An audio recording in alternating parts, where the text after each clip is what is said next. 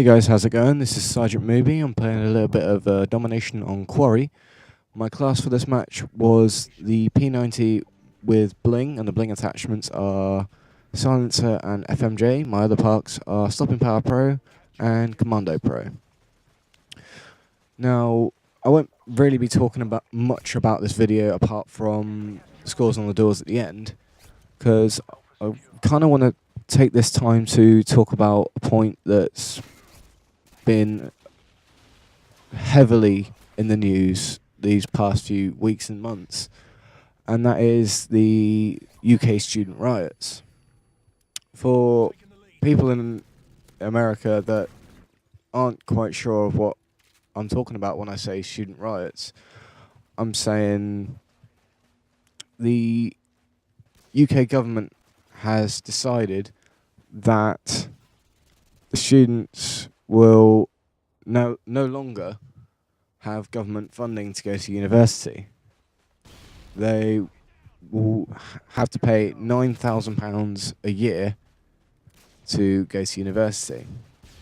To a student, especially a university student, that is quite a lot of money. Especially in this current economic climate, it is a tremendous amount of money. Even to me, it is a tremendous amount of money. I mean, I'm not Bill Gates or Steve Jobs or anything, but I get by. And basically the whole point of this commentary is to try and work out what the hell's going on and see if you guys have any idea of what's going on as well, and if you can help me out, or if you can help anyone else out that's kind of lost about this whole thing. So anyway, student riots have been going on for about a month now, and there's been no change whatsoever. The students are holding their corner, the government's holding theirs, and it looks to be like a stalemate, which it probably will be for quite some time. The students are refusing to budge, and the government will, I know for a fact, that they will not budge.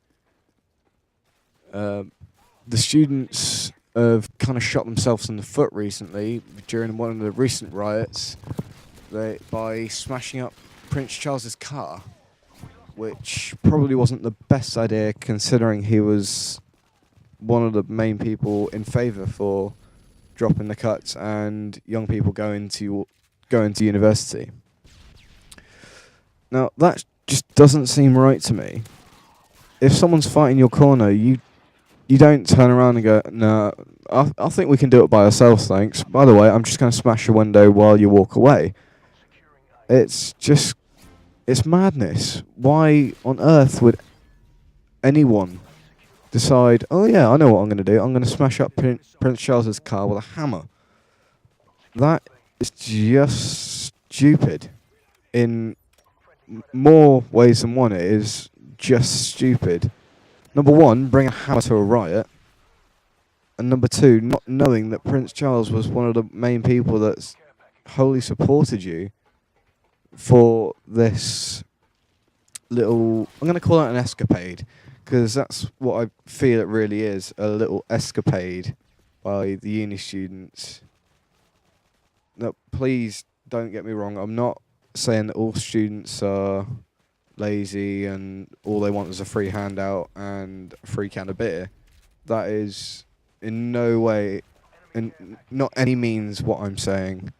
What I'm saying is that some, not all, some feel that they deserve an education. No, right, they do deserve an education, but they also feel that they deserve a free education.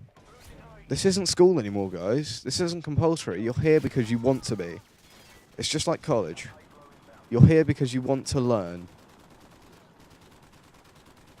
I sound like one of my lecturers saying that, but it does, amazingly, it does make sense if you think about it. You're not there because you have to be. In school, you were there because you had to be, otherwise your parents got in deep shit for it, or you got homeschooled. And now, in this current economic climate and all this just kicking off from nowhere, I mean, yeah, the government have probably been thinking about it for quite a while. Should we or shouldn't we? But you would have thought that they would have had the decency to let us know they were going to bend us over and fuck us in the ass. But since when has the government done anything like that? And basically, there is... At the moment, I don't see there's any way that either side is going to budge. Students want their money back, effectively, and the government want to save money because of the recession. But that really isn't the way to go about it, by cutting off what could potentially be your doctor or your nurse or, yes, even your vet that could be saving your life or your pet's life. And there are so many different people out there, all pretty much each and every one of them with their own amazing. Well, not some people are amazing at what they do. Some people are amazing at their profession. I have quite a few friends that are exceptional at what they have chosen to do, and they have fought tooth and nail to get into university. One of my friends even came down from London, and now goes to university in Cornwall. That is a hell of a gap between London, North London, and Cornwall.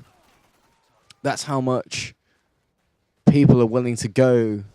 That really is literally going the extra mile to kind of try and ensure your future and make sure that not everything's going to be alright. We all know that everything isn't going to be alright. Once the dust settles and all this is not necessarily blown over, there will be some repercussions after it. There always will be, and there always has been, and there always will be, with economic depressions and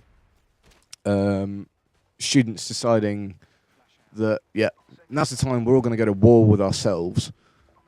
Now, the students may feel that they're doing a noble thing for themselves and for their country by standing up and protesting. And in some ways they are. They're showing that they are actually British and do actually have a backbone.